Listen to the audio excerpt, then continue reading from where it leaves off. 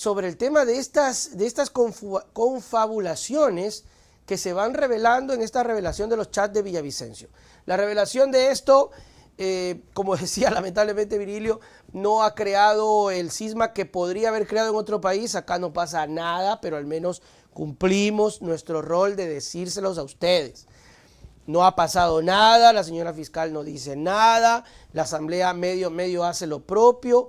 En cualquier otro estado ya la asamblea hubiese brincado, ya hubiese existido un proceso de investigación, el subrogante no va a hacer nada, y esto en complicidad de un cerco mediático que viendo las ilegalidades se calla porque les cae bien los personajes que la cometen. Es que es así. Noboa debería estar en portada.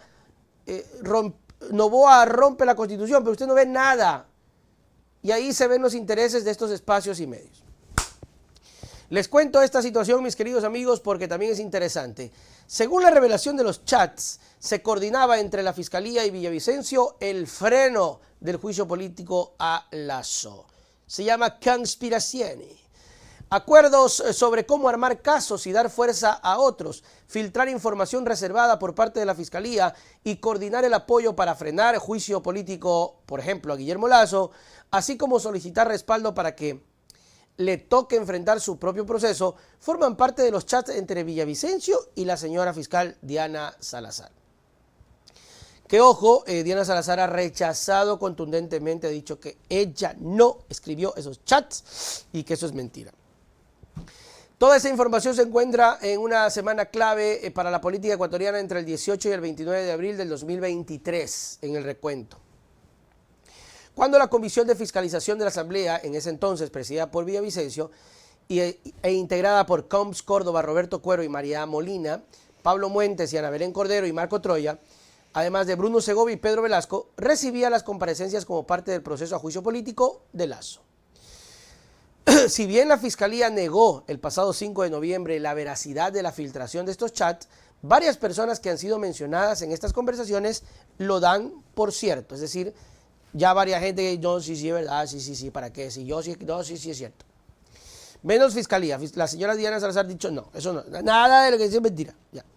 En un chat del 20 de abril, supuestamente Salazar se muestra preocupada y le habría dicho a Villavicencio que van por la Fiscalía.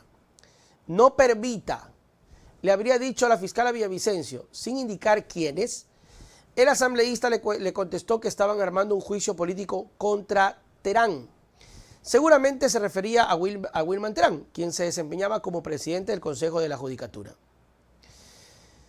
El oficialismo de Lasso, con el que Villavicencio estaba pues sintonizado, veía a Terán como afín a la oposición, es decir, a la Revolución Ciudadana, y había que dejarlo fuera. El tema Terán era un punto para desviar un poco la atención del caso de Lasso, que ya sonaba desde el 4 de marzo del 2023, que la Asamblea aprobó a trámite para llevarlo a juicio político. Villavicencio no alcanzó a tramitar el juicio a Terán, dado el caso de Lasso. Tenía pensado el 14 de mayo dejar la Comisión de Fiscalización para ser interpelante.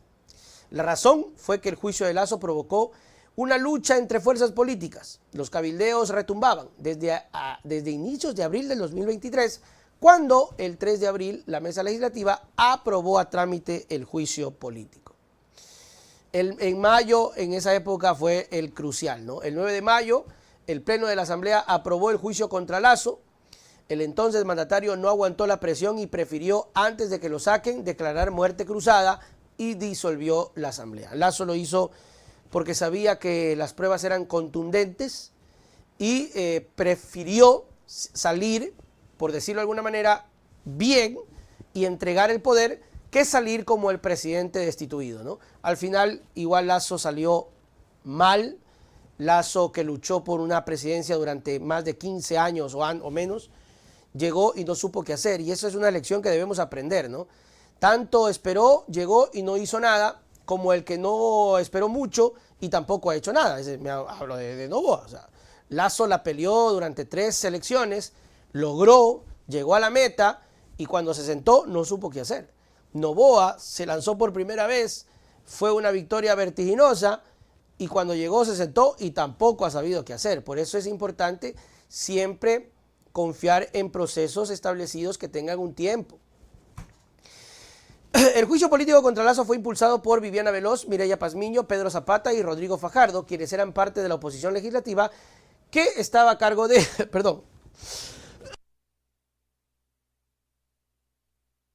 a cargo del correísmo y del PSC. La corrupción en contratos con empresas públicas fue el constante y básicamente el motivo del juicio político.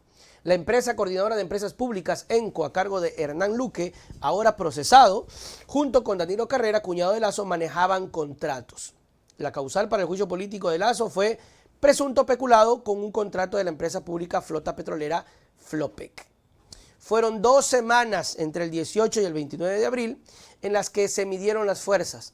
Las acusaciones por peculado en la solicitud de juicio político contra Lasso se centró en 9 hechos relacionados con Flopec y un contrato con Amazonas Tanker. Amazonas Tanker era una empresa internacional que funcionaba en las Islas Marshall, un paraíso fiscal, y dueña de buques para transportar petróleo. La relación entre Flopec y Amazonas Tanker tiene un origen allá por el 2020.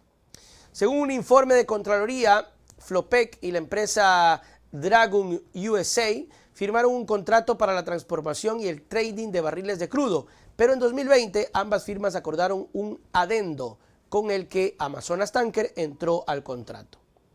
Para cumplir las condiciones establecidas con Amazonas Tanker, Flopec tenía previsto contratar 5 buques bajo la figura de fletamiento por periodos, entre 1 y 3 años. Incluso se fijó una tarifa diaria de fletamiento. Bueno, el caso Flopec con Amazonas Tanker fue parte de los chats entre Salazar y Villavicencio. En ellos, Villavicencio mencionaba la estrategia para desbaratar el juicio a Lasso. La consigna era acabar en el plano judicial con Mireya Pazmiño, una de las interpelantes. El 22 de abril, Villavicencio le pide a Salazar que investigue a Pazmiño y a los hermanos Naranjo, uno de ellos procesados en el caso Petroecuador. Esto en los chats, ¿no? Ahí como para que ustedes vayan atando y viendo este contubernio. Ya el contubernio, la conspiración es un delito. Ya armar casos desde atrás es un delito. Tener a quien investiga con ese poder de decir, oye, mira, cáele este man, oye, mira, cáele el otro, oye, mira, ábrele una investigación, es un delito. Se tejía y se manejaba en este país así las cosas, y voy a decir esto, mis queridos amigos, aunque ustedes no lo crean, se sigue haciendo. Simplemente que ya no está Villavicencio y se destapa esto y esta vía y este camino se desecha. Estas mismas cosas se siguen haciendo. Ve tú a saber en dónde. Ve tú a saber con quién. Pero nosotros seguimos siendo espectadores de un manoseo institucional. Miren lo que pasa con la señora vicepresidenta. O sea, todos estos maniqueos, muñequeos, sobajeos que se revela hoy, que pasó en la época de Lasso, se sigue dando. Es la misma corrupción en la justicia, se sigue dando. Es lo mismo que pasa en las cárceles, se sigue metiendo armas. O sea, tengo que decirles la verdad. O sea, a veces contamos historias y creemos que es el final de la historia. No, es el final de una historia. Es la misma historia, se repiten y se siguen dando y ahorita el chat se está suscitando con otras personas. Lo de las cárceles, todo lo mismo, sigue igual. Pero siempre te cuentan, hemos derrotado, hemos cambiado. No cambias nada, hermano. Nada. Cuando en octubre del 2022 Pazmiño estaba a cargo de la Comisión de Régimen Económico, dicha mesa elaboró el informe sobre el caso Flopec, que posteriormente sirvió como insumo para el juicio a Lasso. Dicho informe concluyó que Amazonas Tanker generó una utilidad de unos 24 millones, pero nunca habló de perjuicios o de peculado. Pero la polémica por el informe se dio cuando se supo que el asesor de Pazmiño, Mario Naranjo, hermano de Wilson Naranjo, este último procesado en el caso Petroecuador,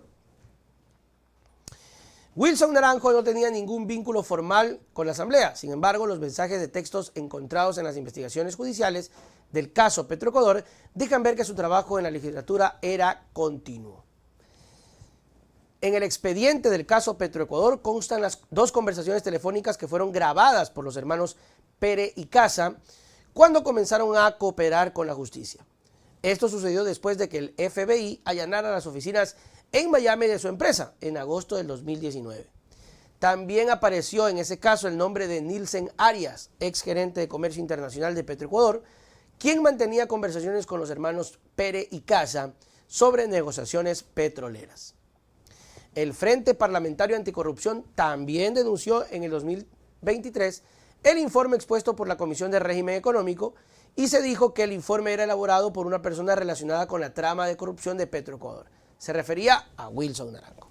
Se dijo que existían comunicaciones del señor Naranjo preparando solicitudes de información a instituciones públicas, planeando preguntas para las comparecencias de funcionarios, redactando oficios y comunicados oficiales y hasta diseñando mensajes para las redes sociales.